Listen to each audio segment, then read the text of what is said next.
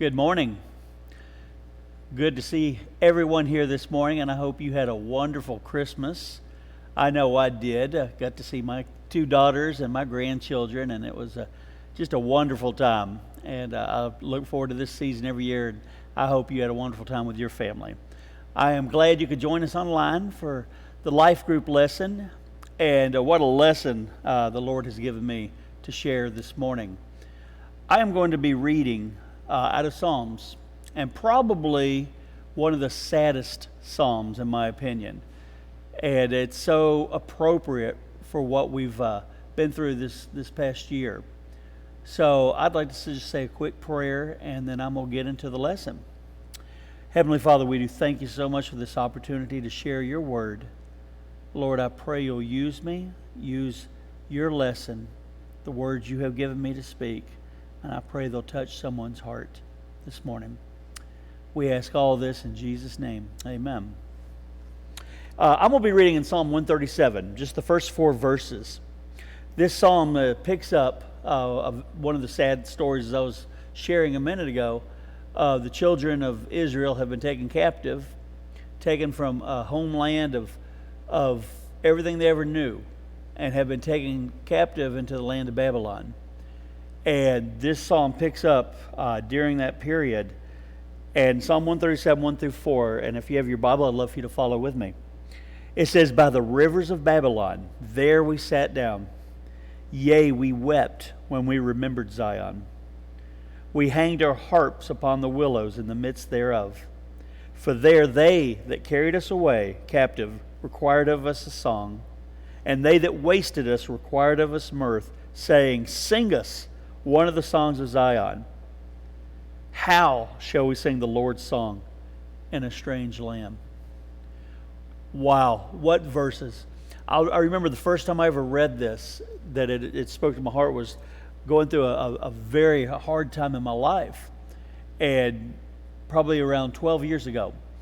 And God used these verses because I was in a strange land at that point in my life.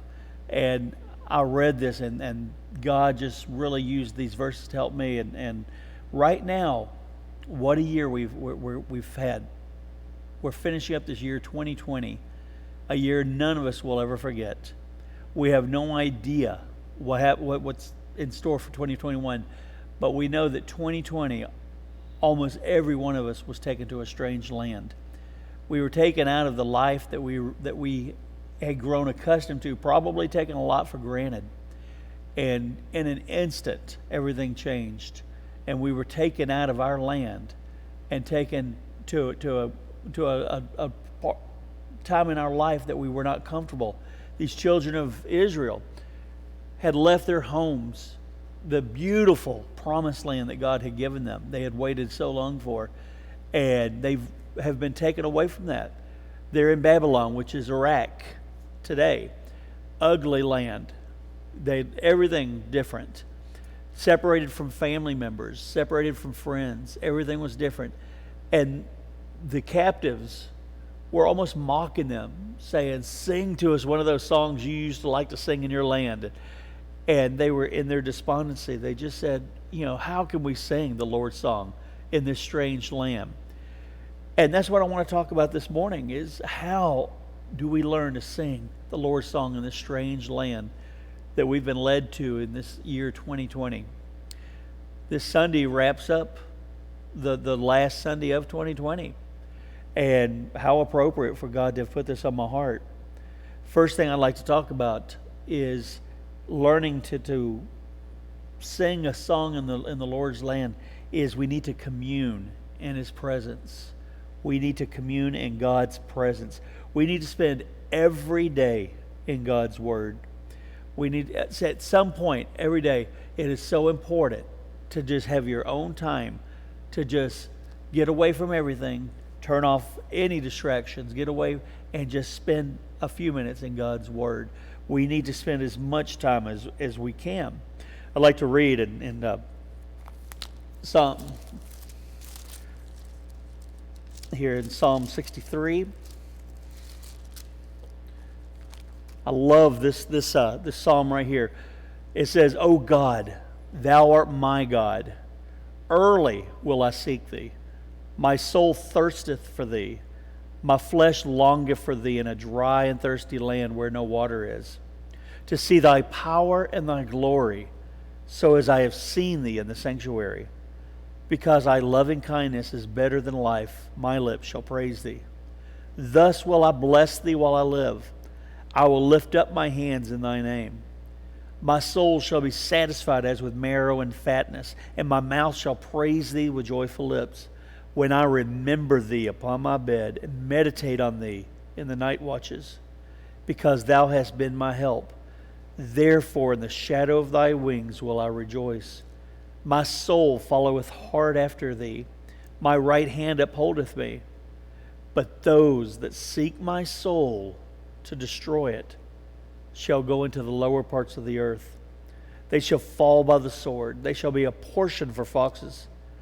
But the king shall rejoice in God. Every one that sweareth by him shall glory. But the mouth of them that speak lies shall be stopped. Oh, how important it is to stay in God's presence, to spend time in prayer every day. Make it a priority in your life. Moses at the burning bush was so in touch with God that he was able to get close to this burning bush and be in the presence of God, because it was so important to him. The 3 Hebrew children in the fiery furnace, they were communing in the presence of God so much to the fact that Jesus was seen in there with them. It is so important to learn to sing this song in a strange land. We must learn and work at communing in His presence. Joshua 1:8 and 9 says this.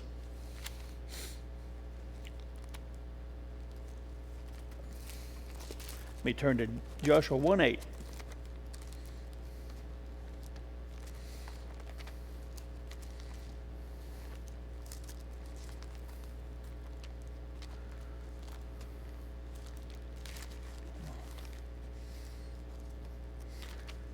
Well, I am not finding it at the moment. Sorry. Please forgive me. But Joshua 1:8 and 9, it says, Thy word I will meditate day and night.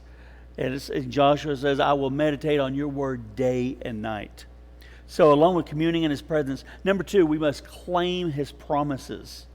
We must claim God's promises. Hebrews 13:5 says, I will never leave thee nor forsake thee. Oh, what a precious promise. We need this throughout what we have gone through in this year, 2020, is to know that God promises us that He will never leave us nor forsake us. Romans 8:28, which has always been probably my favorite verse in the Bible, it says, and we know that all things work together for good to them that love God, to those who are the called according to His purpose. All things work together for good. Everything we've gone through this year, it's all working for our good. I know it's so hard to see. How are we supposed to sing God's song in this strange land? But God promises through that all things work together for good. Communing in His presence and claiming His promise. And number 3, we need to continue in His protection. To continue every day. We know that God is protecting us. He's never going to leave us nor forsake us. It says in Psalm 46:1, it says, God is our refuge and our help. Very present help in trouble is what he says in Psalm 46. God is our refuge and our strength. We need to know that in our lives. And right now what we're going through, I know that more and more people are having loved ones and friends developing COVID, and some have lost loved ones. And I have a wonderful friend of mine up in Knoxville who was diagnosed with cancer 3 weeks ago, and right now he's in hospice already. He's claiming that God is his refuge and strength. He has taken such a stand for the Lord, and I pray for him every day. But we need to know that God is to protect us. God has taken us into this strange land, and we do need to learn to sing His song. And I pray that each one of us will want to spend time in His presence and claim those promises and continue in His protection. Thank you.